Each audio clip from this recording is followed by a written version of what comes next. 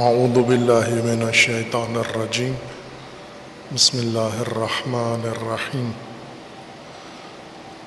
الحمد للہ والصلاة والسلام علی رسول اللہ وآلہ آل اللہ واللعنۃ الدائمۃ علی اعدائہم اعداء اللہ من یوم عداوتہم الی یوم لقاء اللہ عباد اللہ اوصیکم ونفسی بتقوی اللہ اتقوا اللہ فإن خیر زاد التقوی۔ بندگان خدا، آپ سب کو اور اپنے نفس کو تقوی الہی کی وصیت کرتا ہوں، تقوی الہی کی نصیحت کرتا ہوں، تقوی الہی کی جانب دعوت دیتا ہوں اور تاکید کرتا ہوں کہ اپنی زندگی تقوی کے مطابق بسر کریں، تقوی کے زیر سایہ زندگی گزاریں، تقوی کی بنیاد پر نظام زندگی قائم کریں۔ تقوی انسان کی زندگی کے لیے اللہ تعالیٰ نے حفاظتی تدبیر مقرر فرمائی ہے، اور اسی تدبیر کے اندر حیات انسانی محفوظ ہے۔ اگر اس دائرے سے باہر چلی جائے حیات انسانی زندگی کا درجہ ختم ہو جاتا ہے، اور وہ زندگی تنزل کر کے حیوانی، شیطانی اور سبوئی زندگی تک پہنچ جاتی ہے۔ قرآن کریم نے انسان کی زندگی کے لیے تقوی کو بنیاد قرار دیا ہے، اور تقوی کے لیے بنیادی عامل، میدان و منشور جہاں پر تقوی حاصل ہوتا ہے، جس میدان میں اللہ نے تقوی کی فصل کاشت کی ہے اور جہاں سے انسان کو تقوی حاصل ہوتا ہے، وہ صراط مستقیم ہے۔ صراط مستقیم یعنی آئین زندگی، منشور زندگی اور دستور زندگی، جس کے مطابق انسان کے روزمرہ امور، زندگی کے تمام معاملات انجام پاتے ہیں۔ ہر انسان ایسے ہے، کسی نہ کسی دستور منشور کے مطابق ہی کام کر رہا ہے، اچھا کر رہا ہے تو بھی کسی دستور کے مطابق ہے، برا کام کر رہا ہے تو وہ بھی کسی دستور کے مطابق ہے۔ اللہ کا دستور منشور، اس کو دین بھی کہا گیا ہے اور اسے صراط مستقیم بھی کہا گیا ہے، اور یہ واحد ذریعہ ہے جہاں سے انسان با تقوی محفوظ زندگی گزار سکتا ہے۔ لیکن جہاں پر دیگر عوامل ہیں انسان کی زندگی کو صراط مستقیم اور دین سے باہر لے جاتے ہیں، فسق و فجور و کفر و شرک کی وادیوں میں لے جاتے ہیں، یا فساد اور خواہشات اور ہوس کے میدان میں لے جاتے ہیں، وہاں قرآن کریم نے صراط مستقیم والوں کے لیے بڑا خطر سبل کا ذکر کیا ہے۔ صراط مستقیم کے مقابلے میں بنے ہوئے منشور، آئین اور قوانین جو مکتوب صورت میں ہیں یا منشور صورت میں ہیں، لوگوں کے درمیان رائج ہیں، آباء و اجداد کا رسم و رواج ہو، تہذیب ہو، شیاطین نے بنائے ہوں، طواغیت نے بنائے ہوں، حکمرانوں نے، ستمگروں نے یہ منشور تدوین کیے ہوں، یا اقتدار پرستوں نے آئین و منشور بنائے ہوں، یہ آئین و منشور سبل ہیں قرآن کریم کی اصطلاح میں. اللہ کا منشور دین ہے اور صراط، اور اس کے مقابلے میں سبل ہے جو انسان کی تباہی، گمراہی اور بربادی اور حیات کی ہلاکت کا ذریعہ ہے.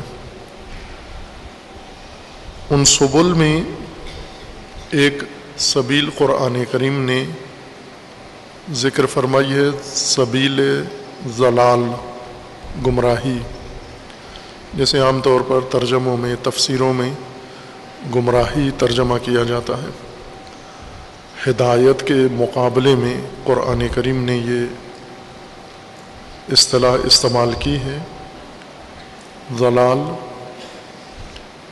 اور اشارہ کیا تھا کہ معارف قرآن ہم نے قرآن سے الفاظ ان کے لیے ہیں، لیکن معانی قرآن سے نہیں لیے. معانی ان الفاظ کو خود عطا کیے ہیں. عموماً ترجموں اور تفاسیر میں ویسے تو تفسیر کا معنی مطلب یہ ہوتا ہے کہ قرآن کی مراد کو کشف کیا جائے، واضح کیا جائے، روشن کیا جائے. قرآن میں ان الفاظ میں یا ان آیات میں اللہ تعالیٰ کی مراد کیا ہے، کون سا معنی مقصود ہے، یہ تفسیر ہے. لیکن تفسیر کے دوران ایسے ہوتا نہیں ہے. عملی طور پر تفسیر کے دوران یہ کوشش ہوتی ہے کہ اپنا مسلکی مفروضہ، مذہبی مفروضہ، اپنے فرقے کا نظریہ جو قرآن سے باہر بیٹھ کر بنایا گیا ہے. فرقے اکثر قرآن سے باہر تشکیل دیے گئے ہیں. قرآن کی بنیادوں پر فرقہ پیدا ہی نہیں ہوتا. جب قرآن سے باہر جاتے ہیں اور غیر قرآنی دستاویزات، غیر قرآنی مصادر، غیر قرآنی منابع کی طرف جب انسان جاتا ہے تو پھر فرقے کی بنیاد پڑ جاتی ہے، اور قرآن کو فرقے کی تائید کے طور پر پڑھا جاتا ہے، پیش کیا جاتا ہے. فرقے کی بنیاد میں نہیں ہوتا. قرآن سے NOC لیتے ہیں کہ جو فرقہ بنایا ہے، جس نے بھی بنایا ہے، قرآن اس کی تائید کر رہا ہے، قرآن اس کی تصدیق کر رہا ہے. قرآن کے نزدیک بھی یہی فرقہ قابل قبول ہے. یہ تمام فرقوں کی بنیاد ہے. یہ فرقے قرآن کے مطالب سے نہیں لیے گئے، چونکہ قرآن کی تعلیمات میں بنیاد ہی لا تفرقو ہے. فرقہ نہیں بنانا، تفرق نہیں کرنا، فرقہ سازی نہیں کرنی آپ نے. اسی لیے آپ فرقوں کے بنائے ہوئے نصاب تعلیم میں دیکھیں، قرآن بہت دیر سے شروع ہوتا ہے. بنیاد قرآن سے شروع نہیں ہوتی. کوئی مذہبی تعلیم کا آغاز قرآن سے نہیں ہوتا. غیر قرآنی کتب سے، علوم سے شروع کرتے ہیں، پھر جب بنیاد بنا لیتے ہیں اس کے بعد قرآن کی طرف رجوع کرتے ہیں. کوئی آیات ان کی تعویل کر کے، ان کی توجیح کر کے، ان کے اندر تحریف کر کے اپنے فرقے کی تائید کے لیے ان کو پیش کرتے ہیں.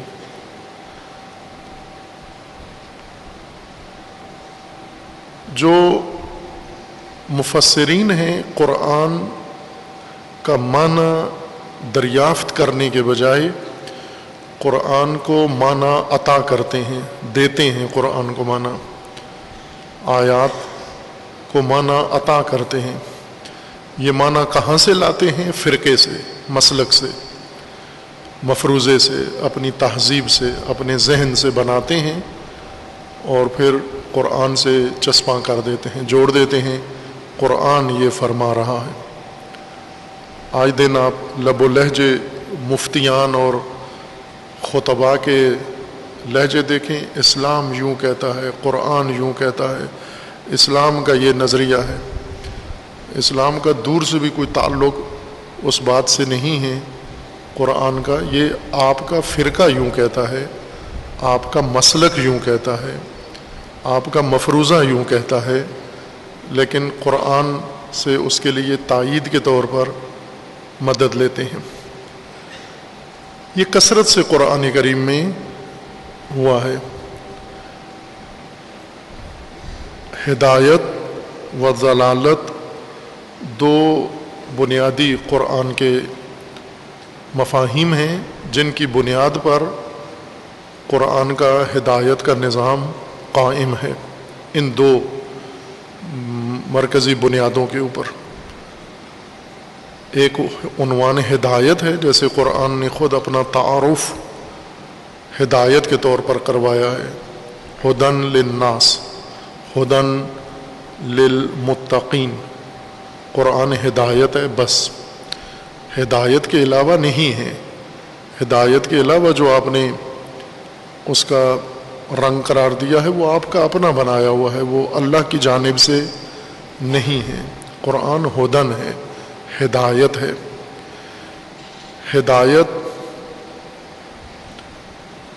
اس علامت کو کہتے ہیں جو راہ کی نشانی کے طور پر نصب کی جاتی ہے، جسے دیکھ کر انسان کو راستہ معلوم ہو جاتا ہے۔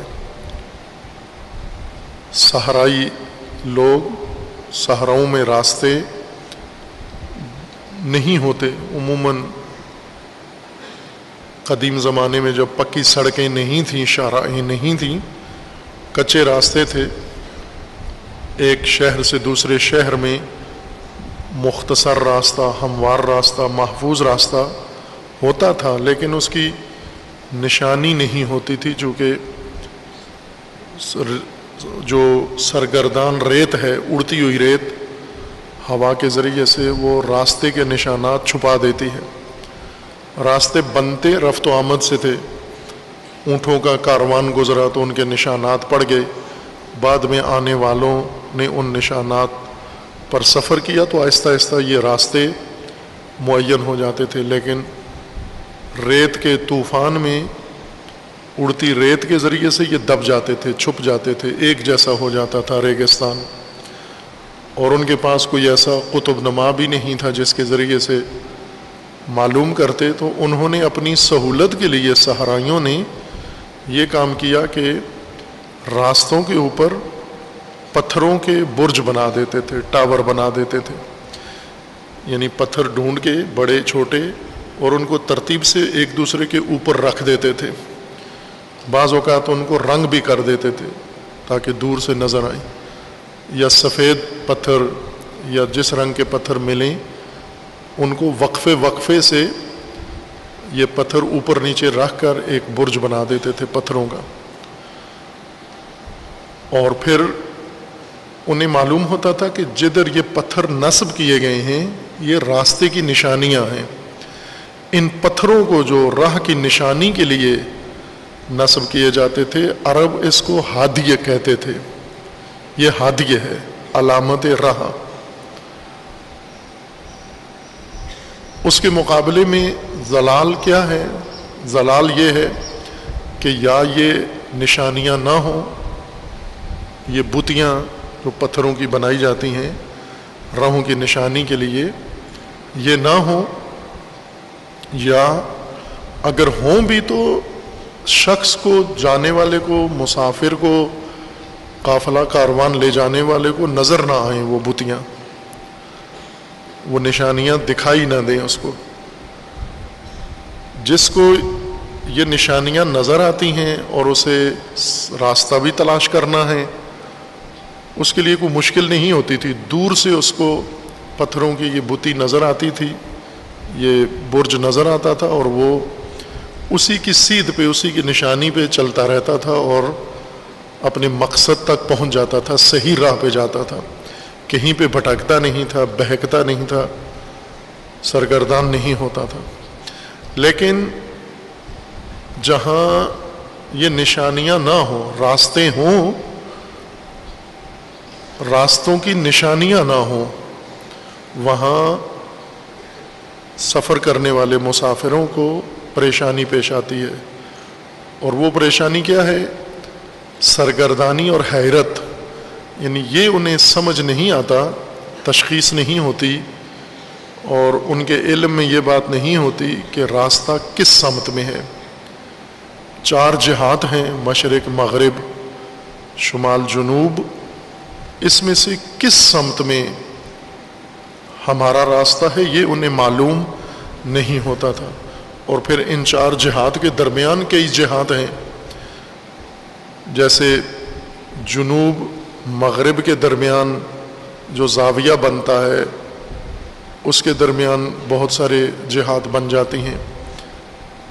جیسے آپ قبلہ ہے، آج کسی ایسی جگہ پہ چلے جائیں آپ کو معلوم نہ ہو قبلہ کس طرف ہے اور میں نے کیسے نماز پڑھنی ہے۔ رات کے وقت آپ کسی کوہستانی صحرائی علاقے میں چلے جائیں اور نماز پڑھیں، آپ کو اگر علمی معیارات نہ پتہ ہوں، فقہ میں ذکر کیے گئے ہیں قبلہ کسی بھی جگہ پر دن کے وقت بھی اور رات کے وقت بھی بغیر کسی وسیلے کے قبلہ تعین کر سکتے ہیں، لیکن اگر نہ پتہ ہو کسی کو، نماز کا وقت ہو جائے اور کیسے نماز پڑھے، تو وہ پورے گول دائرے میں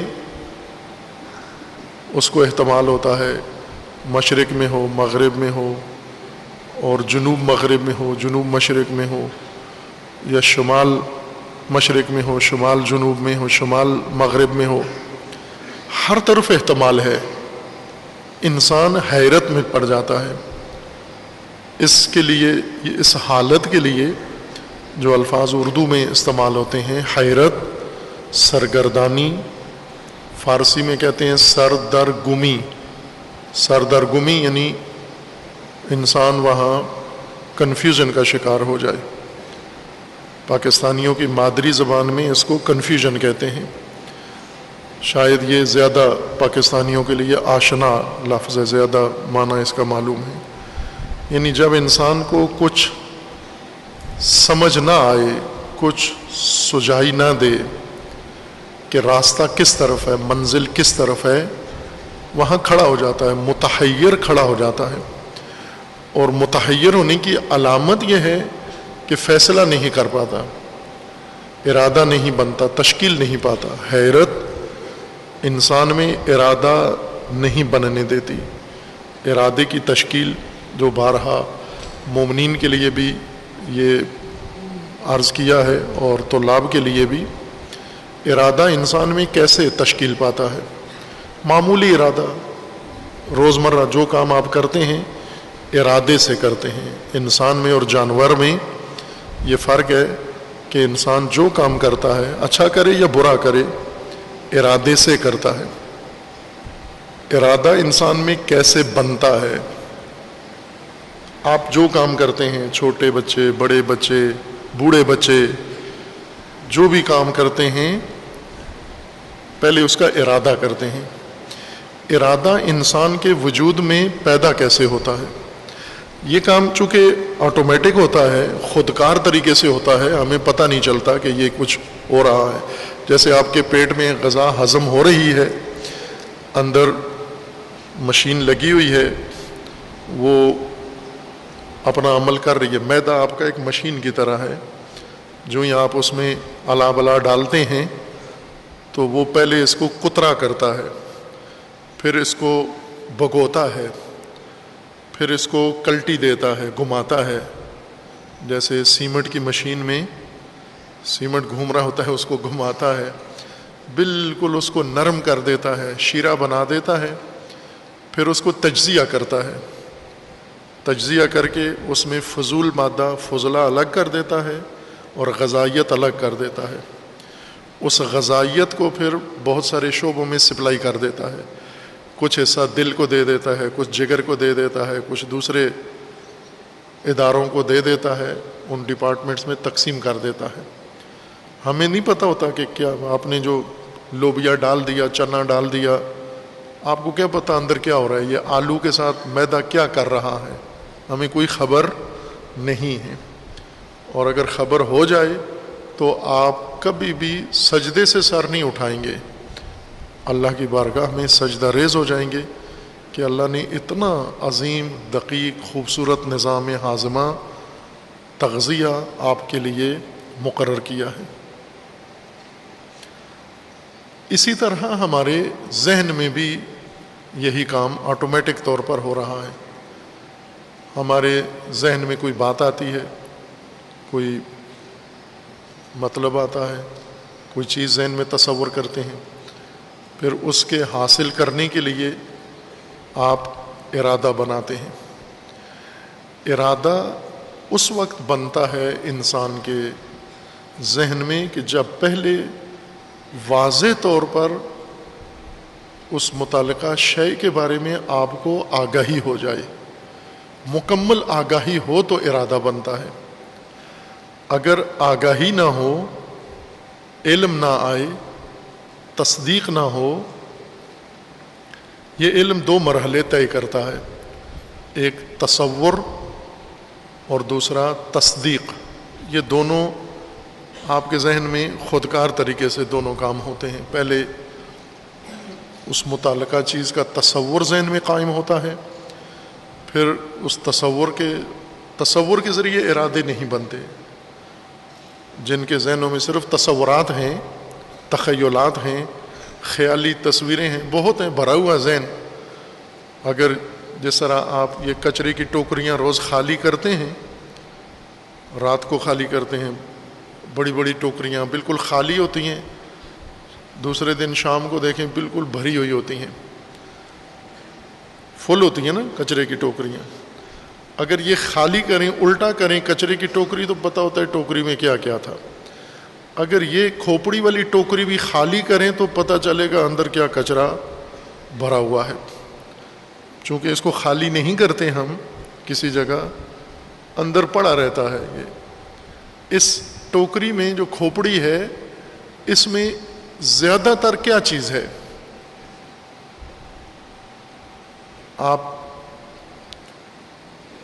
مثلا یہاں مدرسہ ہے، مدرسے کی جو ٹوکریاں ہیں کچرے کی، اگر کوئی انسان جاننا چاہے کہ مدرسے والے کرتے کیا ہیں تو وہ پوچھنے کی ضرورت نہیں ہے، کچرے کی ٹوکری آ کے تلاشی لے لے، پتہ چل جائے گا یہ کیا کرتے ہیں۔ کچرے کی ٹوکری بتا دے گی کہ یہ کیا کر رہے ہیں، دن بھر کیا کرتے ہیں۔ اسی طرح انسان کی کھوپڑی میں جو چیزیں موجود ہیں، ان میں زیادہ تر مواد کون سا ہے، اور اسی سے پتہ چل جاتا ہے کہ یہ کیسی شخصیت ہے، یہ دن رات کس چیز میں مصروف رہتا ہے۔ ذہن اس کا اس ٹوکری سے پتہ چل جاتا ہے۔ اور بعض لوگ یہ ٹوکری سکین کر لیتے ہیں۔ آج کل انسان نے مشینیں بنا لی ہیں، سکینر بنا لیے ہیں۔ بیگ آپ ایئرپورٹ میں یا کسی جگہ ڈالتے ہیں مشین میں، تو وہ پوری بیگ کے اندر موجود ہر چیز کی تصویر سکرین پہ بیٹھا ہوا بندہ دیکھ رہا ہوتا ہے۔ ایکس رے لے لیتے ہیں بیگ کا۔ وہ اسی طرح رسول اللہ صلی اللہ علیہ وآلہ وسلم کے بارے میں ہے کہ حضور لوگوں کا چہرہ دیکھ کے سکین کر لیتے تھے، اس کی کھوپڑی میں کیا بھرا ہوا ہے۔ تعرفہم بسیماہم، آپ ان کے چہرے دیکھتے ہیں، اور کھوپڑی کے اندر، دل کے اندر جو کچھ بھرا ہوا ہے وہ سارا آپ کے علم میں آ جاتا ہے، آپ کو پتہ چل جاتا ہے یہ کیسا ہے یہ شخص۔ ہمارے اذہان میں زیادہ چیز کیا بھری ہوئی ہے؟ تخیلات، تصورات اور تخیلات زیادہ ہیں۔ انہوں نے حافظے کا اکثر ذہن کا حصہ گھیرا ہوا ہے، جگہ نہیں ہے۔ اور جو مفید علم ہے، آگاہی ہے، تصدیقات ہیں، یقین ہے، ذہن میں اس کے لیے گنجائش ہی نہیں ہے، چونکہ تصورات اور تخیلات نے ساری جگہ گھیر رکھی ہے۔ ان تصورات اور تخیلات کا ایک نقصان یہ ہے کہ تخیلات کے ذریعے سے ارادہ تشکیل نہیں پاتا۔ ارادے کو تصدیقات چاہیے، یقین چاہیے، آگاہی چاہیے، وضاحت چاہیے، تبیین چاہیے۔ جب یہ آگاہی ذہن میں حاصل ہوتی ہے، اور یہ کم لوگوں میں ہوتی ہے، پھر فوراً ارادہ بن جاتا ہے، انسان کا ارادہ تشکیل پاتا ہے۔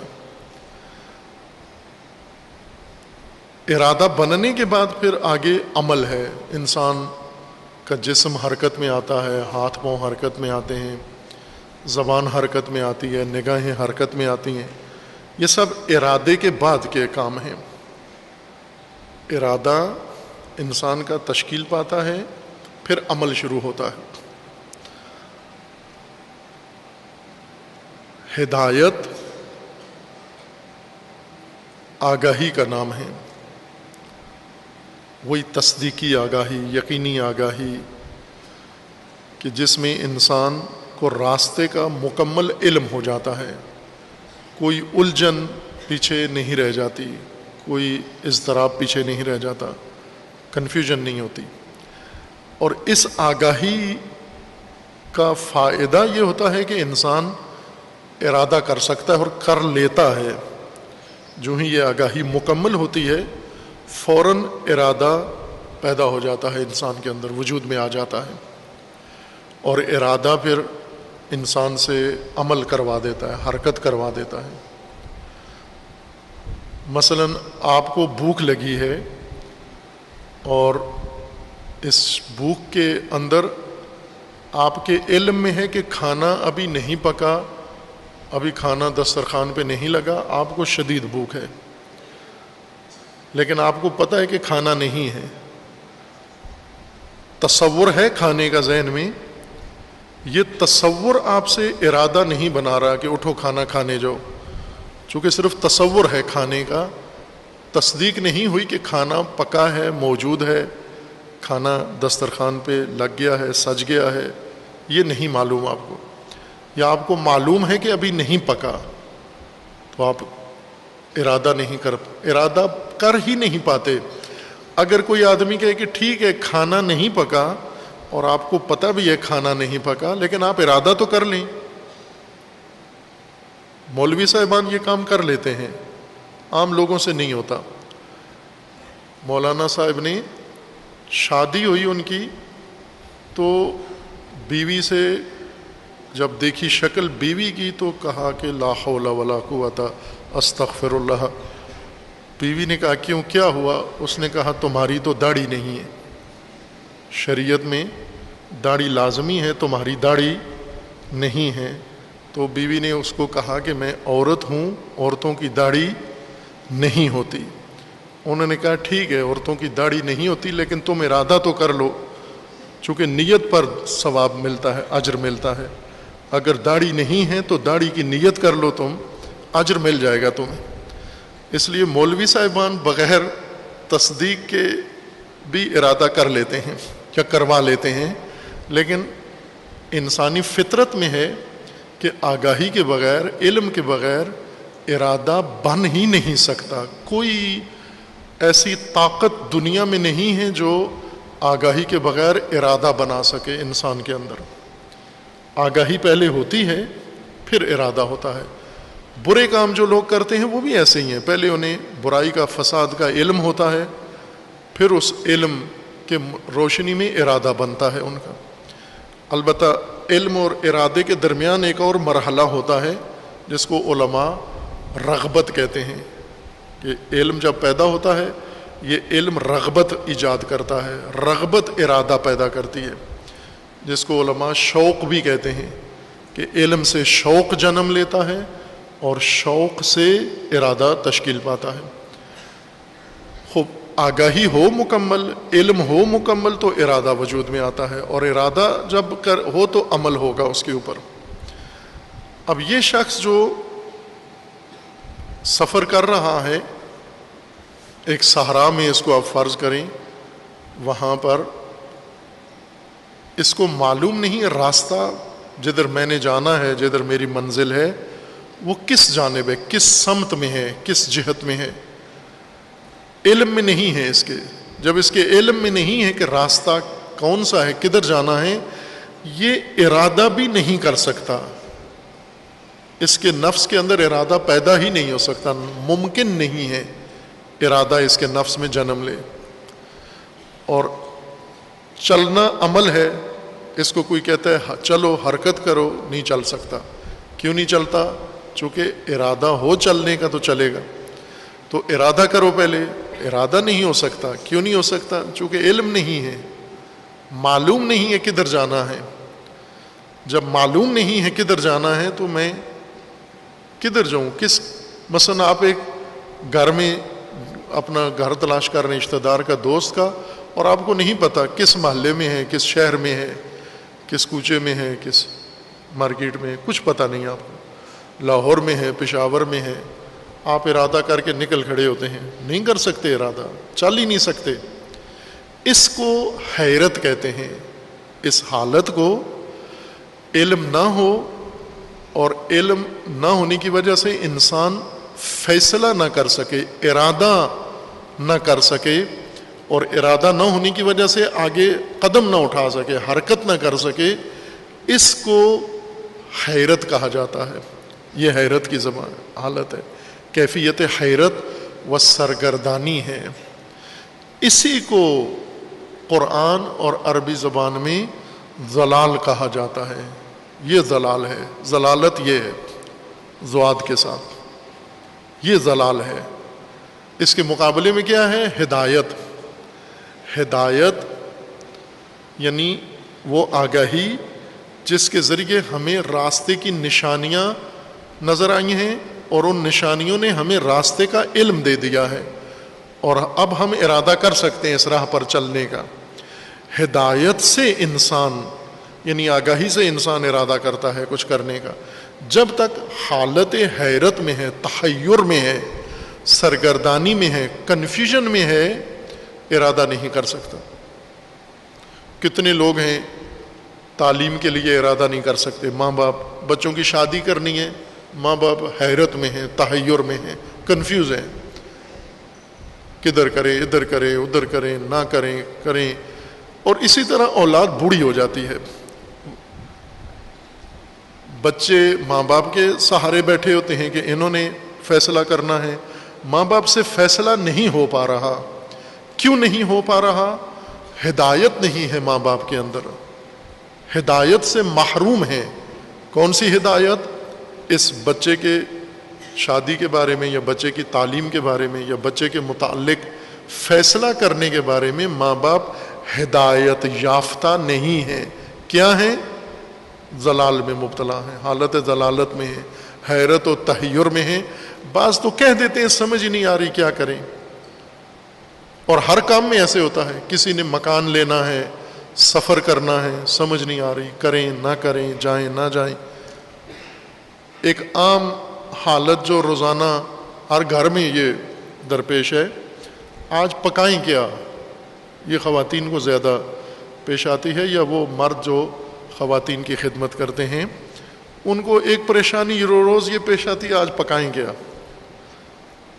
اور اسی طرح بچے بھوکے بیٹھے رہتے ہیں اور کھانے کا وقت گزر جاتا ہے، انہیں سمجھ ہی نہیں آتی پکائیں کیا. اسی کو ضلال کہتے ہیں. یہی روزمرہ زندگی میں مصادیق ڈھونڈے. ہم جب ضلال کی بات آتی ہے، ضلالت کی بات آتی ہے، تو فوراً ابو لہب اور ابو جہل ذہن میں دوڑنا شروع ہو جاتے ہیں، جبکہ یہ حالتیں ہر انسان کی ہیں. روزانہ آپ کئی کاموں میں ہدایت یافتہ ہوتے ہیں، کئی کاموں میں ضلالت کی حالت میں ہوتے ہیں، یعنی کنفیوز ہوتے ہیں.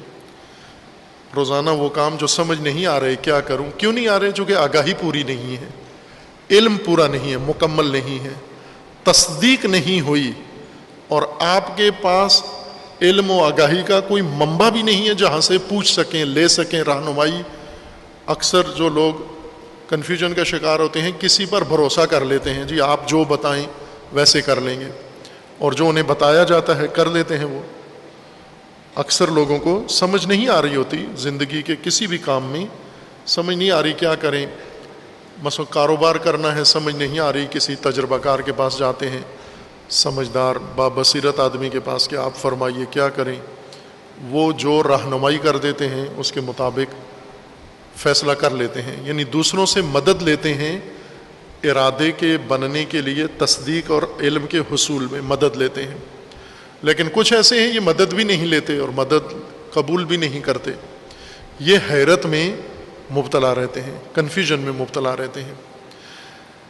اور یہی کنفیوژن ان کے لیے زندگی کا منشور بن جاتا ہے، ہر معاملے میں متحیر۔ یہ زیادہ جو استخاروں کا سہارا لیتے ہیں، فال، یہ فال استخارے کے نام پر جو فال نکالتے ہیں، استخارہ کوئی خال آدمی کرتا ہے۔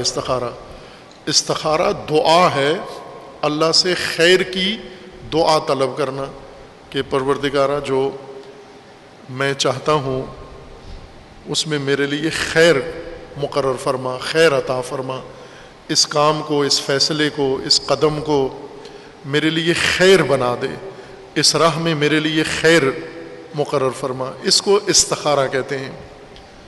جیسے آپ اس وزن پر اور بہت سارے اعمال کرتے ہیں، الفاظ استعمال کرتے ہیں۔ یہ جو قرآن کھول کے اچھا برا آتا ہے، یہ فعل ہے، یہ استخارہ نہیں ہے، اور اس کے بارے میں منع کیا گیا ہے، روایت میں بھی ہے کہ نہ کرو، قرآن کے ساتھ یہ کھلواڑ نہ کرو۔ اور تسبیح کے ساتھ دانے گنتے ہیں، ایک دانہ آ جائے تو اچھا ہے، 2 دانے آئیں تو برا ہو جاتا ہے۔ یہ فعل ہے، فالگیر ہیں، یہ تفاعل کرتے ہیں، یعنی شگون، اس کا کام ہوتا ہے شگون۔ شگن جانتے ہیں آپ تو، ماشاءاللہ اردو قومی زبان ہے آپ کی، اور اردو سے محبت بڑی شدید ہے آپ کی۔ شگن اردو کا لفظ ہے، ہندی ہے بنیادی طور پر، اور آپ کے علم میں ہے، یا فارسی سے ہے شگون، فارسی میں بھی استعمال ہوتا ہے شگون۔ ہم معلوم کرنا چاہتے ہیں کہ شگون نیک ہے یا برا ہے۔ بلیاں دیکھتے ہیں، کالی بلی دیکھی تو برا شگون ہے، سفید بلی دیکھی تو نیک شگون ہے۔ کوا بول گیا تو برا شگون ہے، اور اگر بلبلا بولی تو نیک شگون ہے۔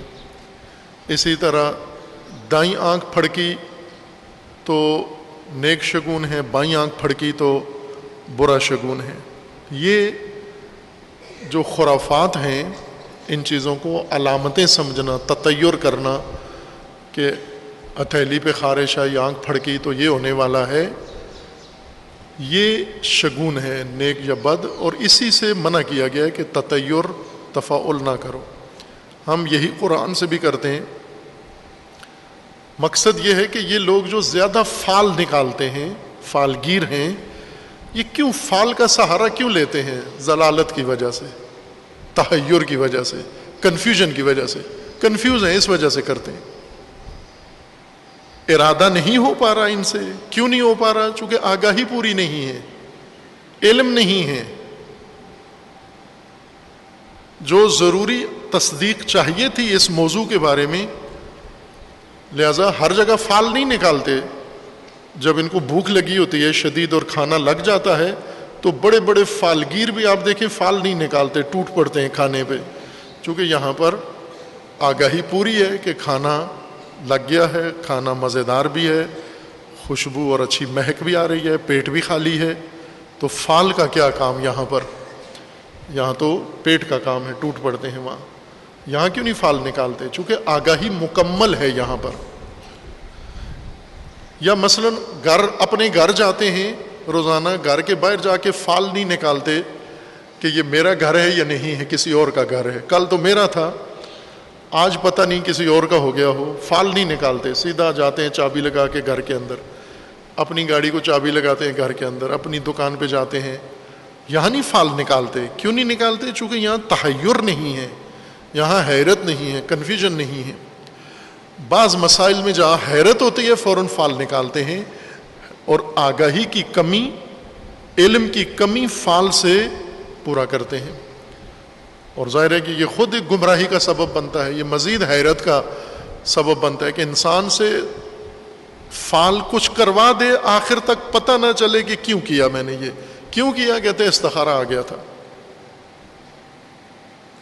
یعنی پتہ نہیں ہے کیوں کیا۔ یہ ضلال ہے، علم نہ ہونے کی وجہ سے، آگاہی نہ ہونے کی وجہ سے، تصدیق نہ ہونے کی وجہ سے انسان فیصلہ نہ کر سکے، ارادہ نہ بنا سکے، عمل کے لیے اپنے وجود میں ارادہ نہ بنا سکے، اس کو قرآن ضلال کہتا ہے۔ اس کے مقابلے میں ہدایت ہے۔ ہدایت یعنی وہ ارادہ جو آگاہی کی بنیاد پر حاصل ہو گیا ہے، راہ کے بارے میں، منزل کے بارے میں، اقدام کے بارے میں۔ ہدایت یافتہ کون ہے؟ جس کے اندر پوری آگاہی ہے اور اس آگاہی کے ذریعے سے فیصلے بھی کر رہا ہے، یہ ہدایت یافتہ ہے۔ لیکن جس کے ہاں آگاہی نہیں ہے اور اس آگاہی کے مطابق فیصلے ہی نہیں ہو رہے اس سے، یہ گمراہ ہے، یہ ضلال ہے، یہ ضلالت میں ہے۔ قرآن یہ فرماتا ہے کہ صراط مستقیم ہدایت کا منشور ہے، یعنی آگاہی کا، دین آگاہی کا راستہ ہے، اور دین علم کا راستہ ہے، دین عزم کا راستہ ہے، ارادے کا راستہ ہے۔ ارادے کے ذریعے سے انسان نے یہ منشور طے کرنا ہے۔ فعل کے ذریعے سے دین کا راستہ طے نہیں ہونا۔ فعل دین کی رہنما نہیں ہے۔ دین کی رہنما قرآن ہے، علم ہے، عقل ہے، آگاہی و علم ہے، فعل نہیں ہے اس کی جگہ پر۔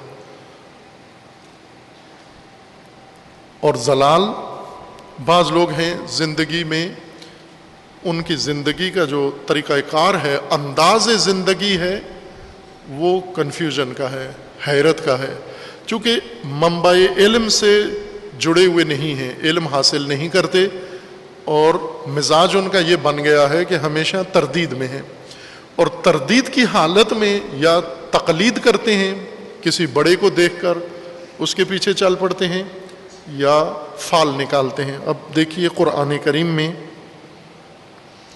اللہ تعالیٰ کا فرمانا ہے، سورہ احزاب کی یہ آیہ کریمہ مشاہدہ فرمائیں آپ۔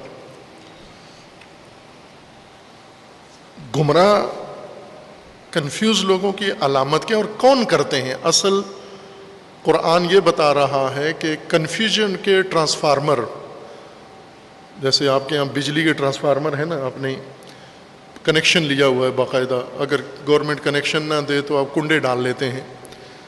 اسی طرح قرآن فرماتا ہے کہ کچھ گمراہی کے اور ضلالت کے، کنفیوژن کے ٹرانسفارمر ہیں ہر محلے میں، ہر ملک میں، ہر قوم میں، اور بعض لوگوں نے ان سے باقاعدہ کنیکشن لیے ہوئے ہیں، بیعت کی ہوئی ہے ان کی، اور بعضوں نے کنڈے ڈالے ہوئے ہیں ان کے اوپر، اور وہاں سے کنفیوژن لیتے ہیں۔ کون کنفیوز کرتا ہے قوموں کو، لوگوں کو، مومنوں کو کون کنفیوز کرتا ہے؟ یہ قرآن کی آیہ کریمہ ذہن میں رکھ لیں۔ البتہ قرآن موجود ہے اور ہمیں پتہ بھی ہے، لیکن ہمیں قرآن متاثر نہیں کرتا، چونکہ ہم یہ ساری آیات سن کر تبدیلی نہیں لاتے اپنی عادتوں میں، اپنی روشوں میں، اپنی طرز زندگی میں۔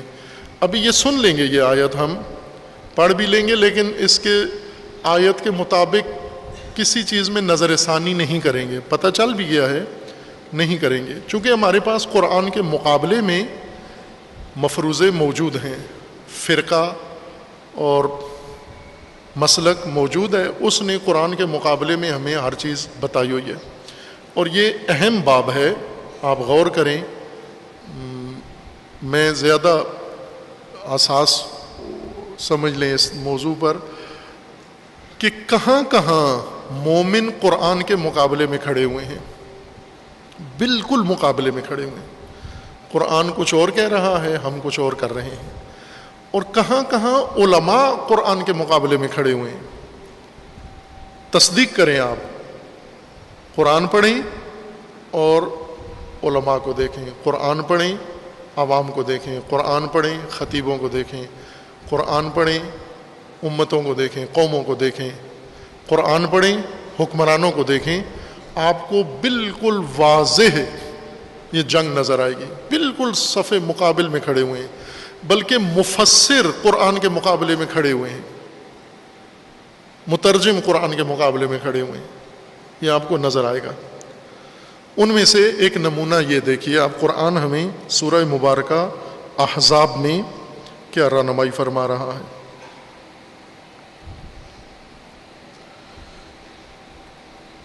یہ جہنمیوں کے بارے میں ہے، سورہ احزاب میں آیا 67 میں ہے۔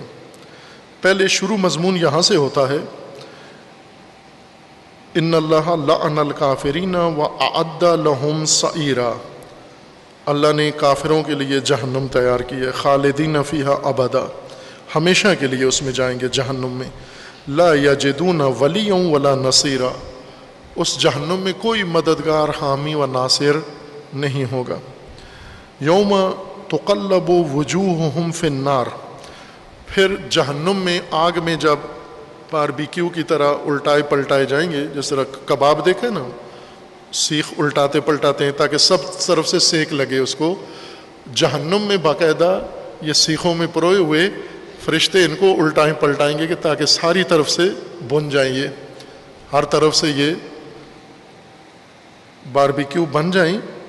پھر اس کے بعد یوم تقلب وجوہہم فی النار، ان کے چہرے پلٹائے جائیں گے، الٹائے پلٹائے جائیں گے۔ اس وقت کیا کہیں گے؟ یقولون یا لیتنا اطعنا اللہ و اطعنا الرسول، اے کاش ہم نے اللہ اور رسول کی اطاعت کی ہوتی۔ خوب کیوں نہیں کی اللہ اور رسول کی اطاعت؟ مشکل کیا تھی؟ رکاوٹ کیا تھی؟ یہ خود رکاوٹ بتائیں گے، کون سی رکاوٹ تھی جس وجہ سے ہم اللہ اور رسول کی اطاعت نہیں کر پائے؟ وقالوا ربنا، اب یہ جملہ، یہ وہ اصل مطالب ہوتے ہیں ہدایت کے، جو ہمارے جو سنسنی زدہ ذہن ہیں، سنسنی پسند کرتے ہیں نا، ہمارے پاکستانی میڈیا نے ہماری مزاج تربیت، یا ممبروں پہ ذاکروں نے بھی مزاج ہمارا یہ بنا دیا ہے کہ جو بہت ہی تکلیف دہ بات ہو، دل آزاری والی بات ہو، سنسنی والی بات ہو، اس کو ہم سمجھتے ہیں یہ مطلب ہے، ہدایت والی مطالب کو نہیں سمجھتے۔ یہ ہمارے اپنے میڈیا کے جو افراد ہیں وہ ان مطالب کو کبھی کلپ نہیں بناتے، سنسنی والی چیز کا کلپ بناتے ہیں۔ اب یہ مطالب ہیں جو ہم ابھی بیان کرتے ہوئے، سنتے ہوئے بھی اس کی اہمیت کی طرف توجہ نہیں کریں گے ہم، کہ یہ کتنا بنیادی مطلب قرآن بتا رہا ہے، کہ جب یہ جہنم میں بونے جا رہے ہوں گے، وہاں چیخیں گے کہ اے کاش ہم اللہ اور رسول کی اطاعت کرتے۔ تو سوال تو کیوں نہیں کہی کہ اتنی زندگی تمہیں ملی ہے، اتنا موقع تمہیں ملا ہے، اللہ اور رسول کی اطاعت کیوں نہیں کی؟ کیا مجبوری تھی تمہاری؟ یہ مجبوری پیش کریں گے۔ وقالوا ربنا انا اطعنا ساداتنا وکبراءنا فاضلونا السبیل، کیا کیا ہم نے؟ وہی جو ہم کر رہے ہیں، وہی جو کر رہے ہو، اسی نے ان کو جہنم پہنچایا۔ اللہ اور رسول کی اطاعت چھوڑ کر کبرا اور سادہ، سادہ جمع ہے سید کی، سید عربی میں اولاد رسول کو نہیں کہتے، سید عربی میں سردار، بڑے سردار کو کہتے ہیں، حاکم، سردار، جو بھی کسی قوم کا بڑا نمایاں آدمی ہو جائے، جس کی بات قوم مانتی ہو، اس کو عربی میں سید کہتے ہیں۔ ابھی بھی موجودہ عرب بھی، پرانے عرب بھی، سب سید ہر ایک کو کہتے تھے۔ یہ اردو میں یا فارسی میں سید کا لفظ مختص ہو گیا ہے آل رسول کے ساتھ۔ سید ابھی بھی وہ سید نریندرا مودی، سید جو بائیڈن، یہ ابھی سب کو سید کہتے ہیں، جب وہ یہ مسٹر ادب احترام کے طور پر۔ سید عربی میں سردار کو کہتے ہیں، کبرا یعنی بزرگ، بزرگان اور سرداران، انہوں نے ہمیں تباہ کیا ہے، بزرگان کے ہم ڈسے ہوئے ہیں، بزرگان کے ہاتھوں تباہ ہوئے ہیں۔ کبرا، یہ قرآن کی آیت ہے، اس کو میری طرف نہ منسوب کرنا، قرآن کی طرف ہے۔ یہ جب جہنم میں بونے جائیں گے، الٹائے پلٹائے جائیں گے، اور چیخ کے کہیں گے کہ اے پروردگار، اے کاش ہم نے اللہ اور رسول کی اطاعت کی ہوتی، تو سوال ہوگا کہ کیوں نہیں کی، کیا رکاوٹ تھی؟ تو یہ کہیں گے کہ یہ سردار اور بزرگان، انہوں نے ہمیں مجبور کیا، ہم اللہ اور رسول کی اطاعت چھوڑ کر ان کی اطاعت کریں۔ قالوا ربنا انا اطعنا ساداتنا و کبراءنا فاضلونا السبیل، انہوں نے ہمیں سبیل ضلال پہ ڈالا ہے، ان کی وجہ سے ہم گمراہ ہوئے، راستہ ہدایت کا چھوڑ دیا، کیوں محروم ہیں؟ یہ قرآن بتا رہا ہے۔ لیکن آپ یہ آیت پڑھ کے اب پاکستانی قوم کیا ماننے کے لیے تیار ہے؟ کس نے پاکستانی قوم کو یہاں پہنچایا ہے؟ قرآن فرما رہا ہے کہ وہ جو پہلے گمراہ ہوئے ہیں وہ تو بڑوں، سرداروں اور بزرگوں کے ہاتھوں گمراہ ہوئے ہیں، تو تم کس کے ہاتھوں گمراہ ہو رہے ہو؟ انہی کے ہاتھوں گمراہ ہو رہے ہو۔ قرآن میں اس آیت کو لکھنا، درج کرنا ہمارے لیے یہ اسی بات کی تو دلیل ہے کہ یہ طبقہ ہے جو گمراہی کے راستے پر امتوں کو ڈال دیتا ہے، چونکہ ان کی تاثیر ہے، بڑے ہیں، سردار ہیں، بزرگ ہیں، شخصیت ہے، پرسنالٹی ہیں، یہ جو کچھ کہیں گے لوگوں نے ان کو اس کو ماننا ہے۔ اور اگر آپ قرآن پیش کریں تو کہتے ہیں بزرگ تو ایسا نہیں کہتے، قرآن کے مقابلے میں بزرگ لے کر آتے ہیں، حوالہ لے کر آتے ہیں۔ قرآن کی بات کریں کہتے ہیں بزرگ تو ایسے نہیں کہتے، سردار تو ایسے نہیں کہتے، بڑے تو ایسے نہیں کہتے، لیڈر تو ایسے نہیں کہتے، پیشوا تو ایسے نہیں کہتے۔ خوب نہیں کہتے، قرآن بھی یہی کہہ رہے نہیں کہتے، چونکہ قرآن کے مطابق نہیں کہتے گمراہ کرتے ہیں لوگوں کو۔ اور یہ اعتراف ہوگا ان جہنمیوں کا کہ ان کی وجہ سے ہم جہنم میں آئے ہیں۔ پھر ان کے لیے خدا سے تقاضا کریں گے ربنا آتہم ضعفین من العذاب والعنہم لعنا کبیرا، اے خدایا انہیں 2 گنا دوہرا عذاب دے اور ان پر لعنت بھیج، اور بڑی لعنت ان کے اوپر بھیج، لعنا کبیرا، معمولی لعنت نہیں جو کافروں اور مشرکوں پر ہے، یہ وہ گمراہ کن ہیں جنہوں نے ساری قوموں کو، نسلوں کو تباہ کیا ہے، ان پر بڑی لعنت بھیج، لعنت کبیر بھیج ان کے اوپر، اس لیے کہ انہوں نے ہمیں بھی تباہ کیا، خود بھی تباہ ہوئے ہیں۔ اور پھر قرآن کا فرمانا ہے یا ایھا الذین آمنوا لا تکونوا کالذین، اے مسلمانوں پھر آپ ان کی طرح نہ بننا، آپ کبرا و سادہ و سرداران و بزرگان کے پیچھے چل کے قرآن کو نہ چھوڑنا، ہدایت کو ترک نہ کرنا، اور سبیل ضلال، ہدایت کے علاوہ کسی بھی بزرگ کو اپنا رہنما مان کے بزرگ کے پیچھے چل پڑنا، کسی بھی کو سردار، لیڈر مان کر، قائد مان کر اس کے پیچھے چل پڑنا آنکھیں بند کر کے، یہ تباہی ہے قوموں کی جو قرآن کریم ذکر کر رہا ہے۔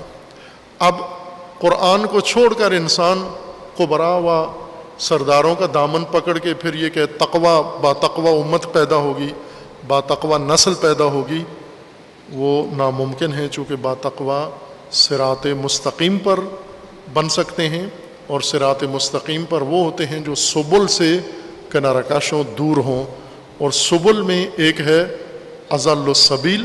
یہ ایک مورد تھا جو قرآن کریم میں آپ کی خدمت میں پیش کیا ہے، چند آیات اور ہیں، انہیں بعد میں انشاءاللہ پیش کریں گے۔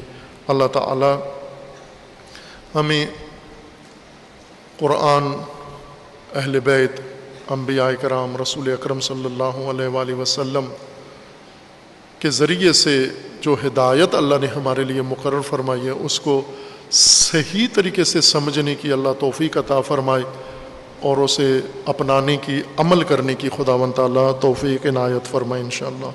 اعوذ باللہ من الشیطان الرجیم، بسم اللہ الرحمن الرحیم، انا اعطیناک الکوثر فصل لربک وانحر ان شانئک هو الابتر۔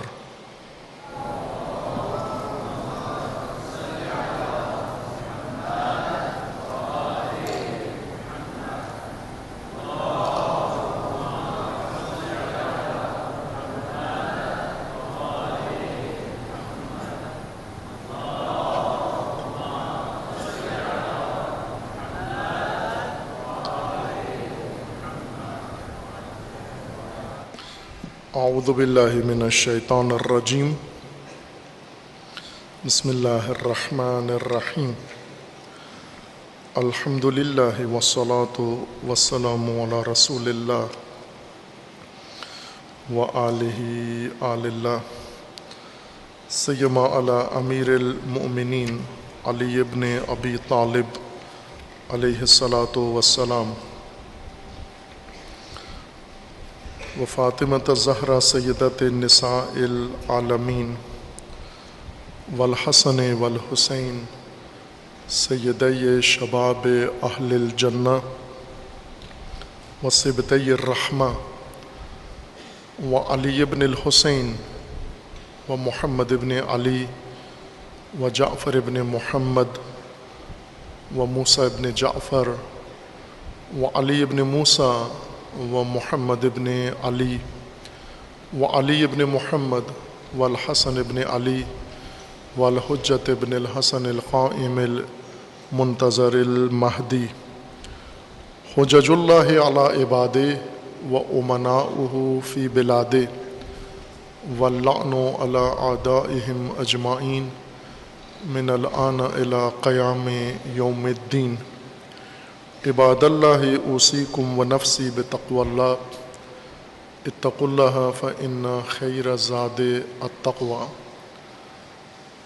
بندگان خدا، آپ سب کو اور اپنے نفس کو تقوی الہی کی وصیت کرتا ہوں، تقوی الہی کی نصیحت کرتا ہوں، تقوی الہی کی جانب دعوت دیتا ہوں اور تاکید کرتا ہوں کہ اپنی زندگی تقوی کے مطابق بسر کریں، تقوی کے زیر سایہ زندگی گزاریں اور تقوی کی بنیاد پر نظام زندگی قائم کریں۔ تقوی تحفظ ہے انسانی زندگی کے لیے اور تقوی کے فروغ کے لیے، تقوی کے ترویج کے لیے، رواج کے لیے، نفاذ کے لیے، امت با تقوی تشکیل دینے کے لیے، مومن با تقوی تربیت کرنے کے لیے اللہ تعالیٰ نے تربیت گاہ تقوی کی مقرر فرمائی ہے، یوم الجمعہ اور صلاۃ الجمعہ۔ یہ تربیت گاہ تقوی بعض شبہات کی وجہ سے مومنوں کی رغبت سے محروم ہو گئی ہے۔ اس تربیت گاہ کی طرف رجوع مومنین کا نہیں ہے، رغبت نہیں ہے۔ بے رغبتی کی وجہ بعض شبہات ہیں، البتہ فقط شبہات نہیں ہیں۔ جن کے ذہنوں میں شبہات نہیں ہیں ان کے اندر بھی رغبت کم ہے، بہت قلیل ہے رغبت، کہ یہ خود اپنی جگہ موضوع ہے۔ رغبت کا انسان کے اندر پیدا ہونا اور پھر رغبت کا بڑھنا، رغبت کا کم ہونا، کون سے عوامل ہیں جو رغبت پر اثر انداز ہوتے ہیں، بڑھاتے بھی ہیں، اور بعض عوامل اس کو کم کر دیتے ہیں، کمزور بنا دیتے ہیں۔ اس وقت جو ایک چیز مشاہدہ ہو رہی ہے، مجموعہ دین کا، اس کی طرف رغبت کم ہے، عملی دین کی طرف، نظام دین کی طرف، اور اس میں صلاۃ الجمعہ زیادہ بے رغبتی کا شکار ہے۔ ان شبہات کو مرحوم شہید ثانی رحمۃ اللہ علیہ نے، فقیہ ارجمند و فقیہ نامدار، جن کی فقہ نصاب ہے تشیع کا، صدیوں سے آج تک پڑھائی جا رہی ہے، انہوں نے اس بے رغبتی کو اپنے زمانے میں مشاہدہ کیا اور اس کو ختم کرنے کے لیے اور مومنین کو رغبت دلانے کے لیے ان شبہات کا ازالہ کیا ہے۔ شبہات یہ تھے کہ زمانہ غیبت کبریٰ میں نماز جمعہ واجب نہیں ہے، تعینی و عینی واجب نہیں ہے۔ بہت زیادہ چھوٹ دی گئی نماز جمعہ کو، تو وہ تخییری قرار دیا گیا، یعنی اختیار ہے پڑھنے نہ پڑھنے کا۔ اور جب مومن کو اختیار دے دیا جائے پڑھنے نہ پڑھنے کا، تو پھر مومن کی ترجیح نہ پڑھنا ہی ہوتا ہے۔ ہر وہ ویسے نماز صبح اختیار دے دے، مرضی ہے پڑھو نہ پڑھو، تو پھر کیوں پڑھیں جب دونوں برابر ہیں، نہ نہیں بھی پڑھ سکتے اور نہ پڑھنا گناہ بھی نہیں ہے، جرم بھی نہیں ہے، تو پھر کیوں وقت ضائع کریں، دھوپ کے اندر آئیں، دکانیں بند کریں، کاروبار نقصان کر کے کیوں آئیں ہم؟ تو بہتر ہے نہیں پڑھتے۔ شہید ثانی نے ان شبہات کا ازالہ کیا اور فرمایا ہے کہ نماز جمعہ واجب ہے مطلقہ، زمانہ رسول اللہ میں جیسے واجب تھی اسی طرح زمانہ ائمہ اطہار میں بھی نماز جمعہ واجب ہے مطلقہ، اور اسی طرح نماز جمعہ واجب ہے زمانہ غیبت میں، اور ایسے ہی نماز جمعہ واجب ہوگی زمانہ ظہور میں دیگر احکام کی طرح۔ جس طرح نماز یومیہ رسول اللہ کے زمانے میں واجب ہے، ائمہ کے زمانے میں واجب ہے، غیبت کے زمانے میں واجب ہے، ظہور کے زمانے میں واجب ہے، جس طرح اور دین کا کوئی حکم زمانہ غیبت کے مرحلے میں اٹھ نہیں گیا، مرتفع نہیں ہوا، نماز جمعہ کا حکم بھی مرتفع نہیں ہوا۔ شہید ثانی نے اس کے اوپر دلائل قائم کیے ہیں۔ ان دلائل میں 5ویں دلیل امت اسلامیہ کا اتفاق و اجماع ذکر کیا ہے کہ تمام مسلمین جتنے فرق مذاہب موجود ہیں اسلام کے نام پر یا جو اسلام کی بنیادی تعلیمات کو مانتے ہیں، ان کا اتفاق و اجماع ہے کہ نماز جمعہ واجب ہے مطلقہ ہر زمانے میں۔ ان مذاہب کا ذکر بھی کیا، مسلک حنفی کو ذکر کیا کہ ان کے ہاں اگرچہ سلطان کی اجازت شرط ہے لیکن وہ بھی مشروط طور پر، یعنی مقدور ہونے کی صورت میں، اگر مقدور نہ ہو تو سلطان کی اجازت نہیں ہے۔ بلکہ پہلی دفعہ یہ شائبہ جو شرطیت والا آیا ہے کہ حاکم اور سلطان کی اجازت سے نماز جمعہ قائم ہو، یہ فقہ حنفیہ میں یہ احتمال آیا ہے، اور پھر فقہ حنفیہ کے مطابق یہ بات فقہ کا حصہ بنی جو بعد میں تشیع میں بھی سرایت کر گئی، اور تشیع میں بہت بعد میں یہ عمل سرایت کر گیا، اور منسوب ہے ایک قول سید مرتضیٰ علم الہدیٰ رحمۃ اللہ علیہ سے کہ انہوں نے پہلی دفعہ یہ احتمال دیا ہے کہ نماز جمعہ میں امام کی شرط ہے۔ شہید ثانی نے ان کی عبارت بھی نقل کی ہے اور فرمایا کہ اس عبارت سے یہ ثابت نہیں ہوتا، ہر چند دقت کیے بغیر، غور کیے بغیر، تلقین زدہ ذہن اگر اس عبارت کو دیکھے تو اس سے یہ ظاہر ہوتا ہے، لیکن ایسے ان کی عبارت میں بھی نہیں ہے۔ اب ان کی عبارت کو شہید ثانی تشریح کرتے ہیں، فرماتے ہیں کہ وَأَمَّا أَصْحَابُنَا فَهُمْ عَلَىٰ كَثْرَتِهِمْ وَكَثْرَةِ مُصَنِّفِيهِمْ وَاخْتِلَافِ طَبَقَاتِهِمْ لَا يُنْقَلُ الْقَوْلُ بِالْمَنْعِ مِنْ قِبَلِهِمْ۔ علماء شیعہ، فقہائے شیعہ باوجود کثرت کے اور ان کی کثیر کتابوں کے، اس کے باوجود بھی کسی ایک سے بھی یہ قول نقل نہیں ہوا کہ نماز جمعہ غیبت کبریٰ کے زمانے میں واجب نہیں ہے، کسی سے بھی یہ بات منقول نہیں ہے علماء سے، الا ان المرتضیٰ، سوائے سید مرتضیٰ علم الہدیٰ کے، فی المسائل المیاں فارقیات، یہ ان کی کتاب کا نام ہے میاں فارقیات، میاں فارقیہ یعنی فارقیہ چشمے، ترجمہ اس کا یہ ہے، علاقہ ہے عراق کے اندر، اس کے چشموں والا علاقہ ہے تو میاں فارقیہ اس کا نام رکھا ہوا تھا۔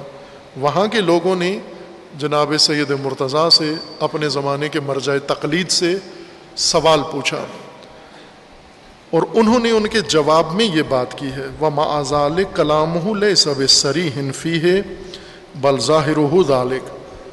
اور یہ جو سید مرتضیٰ سے منسوب ہوا ہے کہ انہوں نے پہلی دفعہ تشیع کے اندر یہ قول ظاہر کیا ہے کہ نماز جمعہ غیبت کبریٰ کے زمانے میں واجب نہیں ہے چونکہ مشروط ہے امام کے ساتھ، شہید فرماتے ہیں کہ ان کی عبارت بھی اس میں صراحت سے نہیں کہہ رہی بلکہ ظاہراً یہ لگتا ہے، کما اعترف بہ جمیع من نقل ذلک عنہ، جنہوں نے بھی سید مرتضیٰ کی جن علماء نے یہ عبارت نقل کی ہے انہوں نے اس طرف اشارہ کیا ہے۔ وَمِثْلُ هَذَا الْقَوْلِ الشَّنِيعِ الْمُخَالِفِ لِجُمْهُورِ الْمُسْلِمِينَ وَصَرِيحِ الْكِتَابِ وَالسُّنَّةِ۔ اب توجہ فرمائیں شہید ثانی کی بات، شہید ثانی فرما رہے ہیں کہ اس قسم کا نامناسب اور ناروا قول شنی، اس قسم کا ناروا اور نامناسب قول جو جمہور مسلمین یعنی تمام امت اسلامیہ کی رائے کے مخالف ہے، جو کتاب خدا کی صریح کتاب نص کی مخالف ہے، اور جو سنت کے مخالف ہے، سنت رسول اللہ و سنت معصومین کے مخالف ہے، ایسا قول لا ينبغي اثباتہ و نسبتہ لمثل هذا الفاضل بمجرد الظہور۔ شہید فرماتے ہیں کہ یہ ناروا قول صرف ظاہر عبارت دیکھ کر اس بزرگوار سید مرتضیٰ جیسی فاضل شخصیت، عظیم فقی، عالی مرتبہ فقی، ان کی طرف منسوب کرنا کہ انہوں نے یہ بات کی ہے قرآن کی صریح آیت کے خلاف، سنت کے خلاف، اور تمام امت اسلامیہ کے اجماع و اتفاق کے خلاف، یہ درست نہیں ہے۔ سید مرتضیٰ کی شان اس سے اجل و برتر ہے کہ وہ اس طرح کی بات قرآن کی آیت کے ہوتے ہوئے یہ فتویٰ دیں یا سنت کے ہوتے ہوئے یہ فتویٰ دیں اور اجماع مسلمین کے برخلاف فتویٰ دیں۔ بل لا بد فیہ من التحقیق، شہید فرماتے ہیں کہ ایک طرف سید مرتضیٰ ایک بہت ہی فاضل علامہ ہیں، فقی ہیں، اور دوسری طرف سے قرآن کی تصریح ہے، سنت ہے اور اجماع ہے، اجماع مسلمین، اجماع علماء نہیں، اجماع مسلمین ہے، تمام امت اسلامیہ کا ہر دور میں اجماع ہے کہ یہ واجب ہے۔ تو پھر تحقیق کریں کہ سید مرتضیٰ جو کچھ کہنا چاہتے تھے وہ یہ نہیں ہے، یہ کچھ اور کہنا چاہتے تھے، لوگوں نے سمجھا ان سے کچھ اور ہے۔ اور ذرا سید مرتضیٰ امام تو نہیں ہیں، برفرض اگر ان کی مراد یہ بھی ہو تو بھی قرآن اور سنت اور اتفاق مسلمین کے مقابلے میں تو اس قول کی اہمیت نہیں ہوگی، لیکن شہید فرماتے ہیں کہ یہ سید مرتضیٰ کے شایع نشان بھی نہیں ہے یہ قول کہ انہوں نے فرمایا ہو، اس لیے تحقیق کی ضرورت ہے۔ وَإِنَّمَا كَانَ ظَاهِرُهُ ذَلِكَ مِنْ غَيْرِ تَحْقِيقٍ، بلا تحقیق یہ کہا جا رہا ہے کہ سید مرتضیٰ اس بات کے معتقد ہیں کہ غیبت کبریٰ میں جمعہ واجب نہیں ہے۔ لأن السائل لما سألہ عن صلاة الجمعہ، اصل میں میاں فارقیہ کے ایک ان کے مقلد نے اپنے مرجع تقلید سے، اس وقت میں نے اشارہ کیا نا کہ مراجع تقلید جن کی تقلید علماء کرتے عوام کرتے تھے، ان کے ریڈی میڈ فتوے توضیح المسائل نہیں ہوا کرتی تھی۔ یہ ریڈی میڈ توضیح المسائل یہ بہت بعد میں، یہ شاید 100-150 سال رواج پکڑا ہے توضیح المسائل، یعنی پہلے سے سوالات سے پہلے ہی، اس سے پہلے کہ کوئی مقلد پیدا ہو، مرجع تقلید پہلے ہی سوالوں کے جواب دے دیتا ہے، نہ کوئی مقلد ہے، نہ اس کا کوئی سوال ہے، نہ اس نے پوچھا ہے، مولانا نے پہلے ہی لکھ کے حاضر کر دیا ہے کہ کوئی تو پیدا ہوگا جو مجھ سے سوال کرے گا، یا اگر پوری زندگی میں نہ بھی پیدا ہوا تو یہ تو کم از کم تاثر ہونا کہ میں مجتہد ہوں، فقی ہوں۔ ان توضیح المسائل پرنٹ کرنے کا یہی ایک اشارہ ہوتا ہے، ورنہ فقی سوال جب پوچھا جائے تو جواب دیں، آپ استفتاء کیا جائے، جب آپ سے فتویٰ مانگا جائے تو آپ جواب دیں۔ اہل سنت میں ابھی یہی طریقہ ہے، وہاں ریڈی میڈ فتاویٰ نہیں ہے، دارالافتاء ہیں، ہر معاملے میں ان کے دارالافتاء کی طرف، ان کے مدرسوں میں، ان کے مولانا کے پاس، مساجد میں باقاعدہ سرکاری طور پر بھی یہ عہدہ منظور شدہ ہے کہ مفتی کا کورس کرواتے ہیں وہ دارالافتاء کے لیے کہ اگر کوئی مسئلہ آپ سے پوچھے کوئی بندہ تو آپ اس کو اپنے مبنا کے مطابق بتا دیں۔ لیکن علماء شیعہ نے یہ سہولت پیش کی ہے کہ پہلے سے ریڈی میڈ توضیح المسائل بنا کے پیش کر دی ہے۔ سید مرتضیٰ کے زمانے میں ان کے زمانے کے ایک مقلد نے ان سے پوچھا، جو میاں فارقیہ کا رہنے والا تھا عراق کا، انہوں نے ان سے پوچھا کہ لأن السائل لما سألہ عن صلاة الجمعہ هل تجوز خلف المؤلف والمخالف، مؤلف تالیف یعنی حامی، اپنا ہم مسلک شیعہ، آیا شیعہ یا مخالف یا مخالف ان کے پیچھے نماز جمعہ پڑھ سکتے ہیں ہم دونوں کے پیچھے؟ یعنی سنی یا شیعہ کوئی بھی نماز جمعہ قائم کرے غیبت کبریٰ کے زمانے میں، ہم اس کے پیچھے نماز پڑھ سکتے ہیں یا نہیں پڑھ سکتے؟ اجاب بما ھذا لفظ، سید مرتضیٰ نے اس استفتاء کا سوال کا یہ جواب دیا، لا جمعۃ الا مع امام عادل او من نصبہ الامام، نہیں نماز جمعہ فقط امام عادل کے پیچھے ہو سکتا ہے یا جس کو امام عادل منسوب کر دے اس کے پیچھے ہو سکتا ہے، اس کے علاوہ جمعہ نہیں ہے، لا جمعۃ۔ فالحکم علی ظاہر ھذہ العبارہ واضح، شہید فرماتے ہیں کہ یہ بہت ہی واضح عبارت ہے کہ سید مرتضیٰ نے جواب دیا کہ جمعہ نہیں ہو سکتا سوائے امام عادل اور جب منصوب امام عادل ہو۔ وہی مع ذلک تحتمل خلاف ظاہرها من وجہین، اس کے باوجود بھی شہید فرماتے ہیں کہ یہ احتمال ہے کہ یہ مراد نہ ہو کہ جمعہ صحیح نہیں ہے، بلکہ شہید کی کچھ اور مراد ہے۔ ایک یہ ہے حمل النفی الموجہ الی الماہیۃ التی الی نفی الکمال کما هو واقع کثیرا فی الکتاب والسنہ۔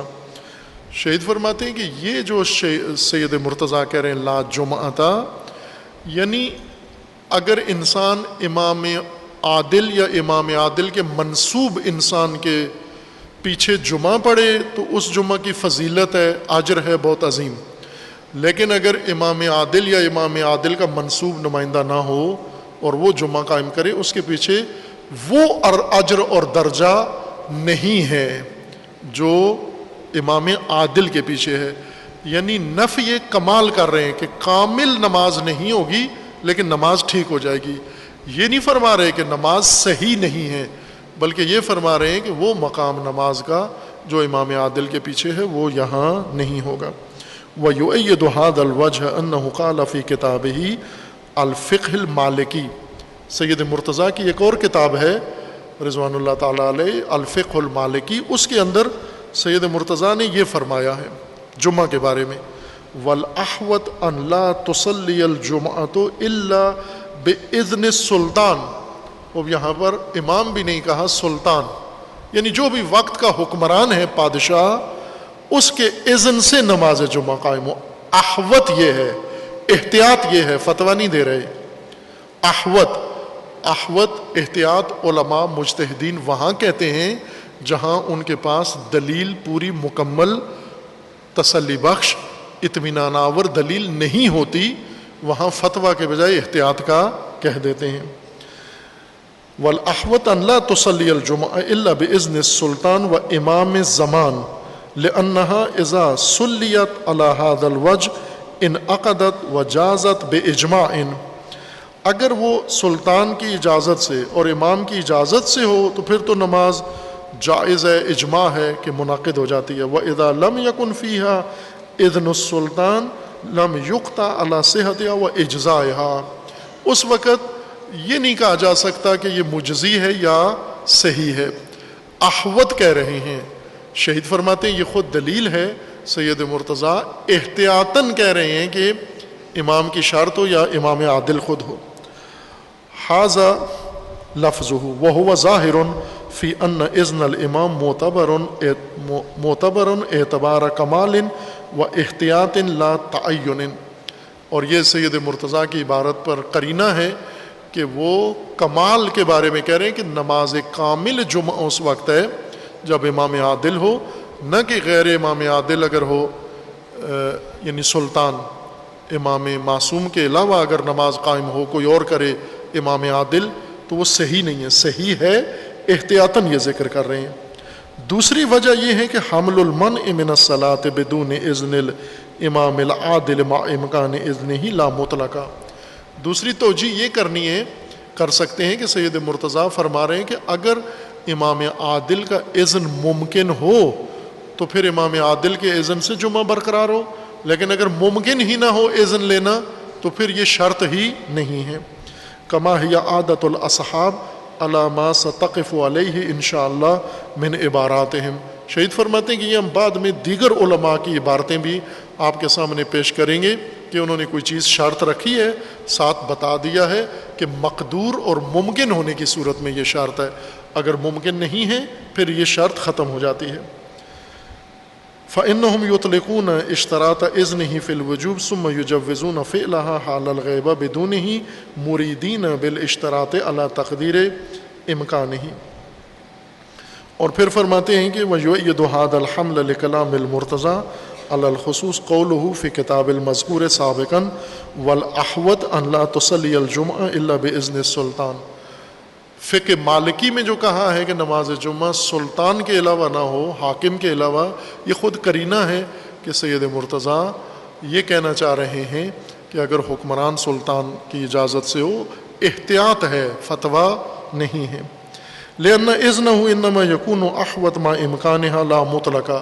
اور یہ اس وقت ہے جب اذن لینا ممکن ہو، بل الاحتیاط مع تعذرها في الصلاة بدونها امتثالا لعموم الامر من الکتاب والسنہ وغیرہما من الادلہ.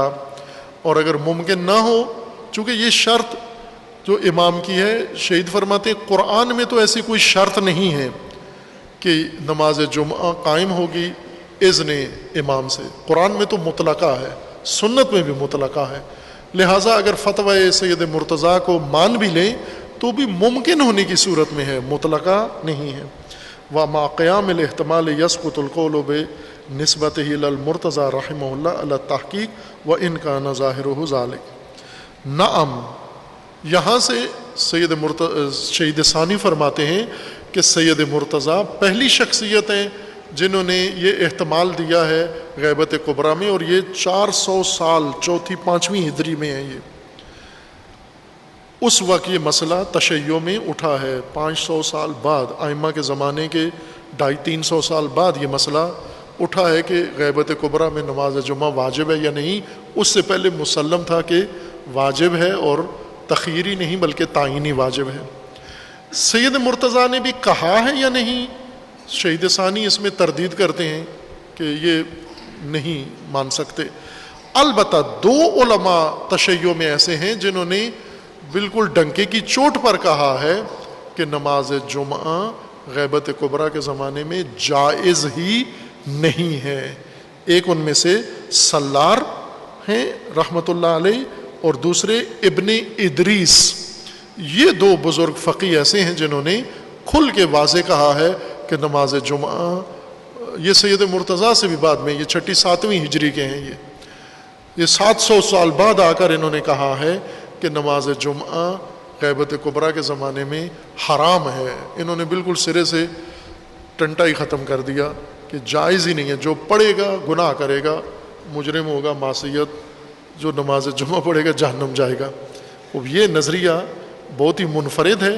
اب شہید ثانی ان کے بارے میں بیان فرماتے ہیں کہ آیا ان کی بات کو سنا جا سکتا ہے، ان 2 بزرگوار کے اس قسم کے قول کو، یا نہیں. یہ انشاءاللہ بعد میں بیان کریں گے. اللہ تعالی ہمیں فہم دین کی توفیق عطا فرمائے، اور شعائر الہی کو، فرائض الہیہ کو ان کے آداب کے ساتھ بجا لانے کی توفیق عطا فرمائے انشاءاللہ. اعوذ باللہ من الشیطان الرجیم. بسم اللہ الرحمن الرحیم. قل هو اللہ احد اللہ الصمد لم یلد ولم یولد ولم یکن لہ کفوا احد.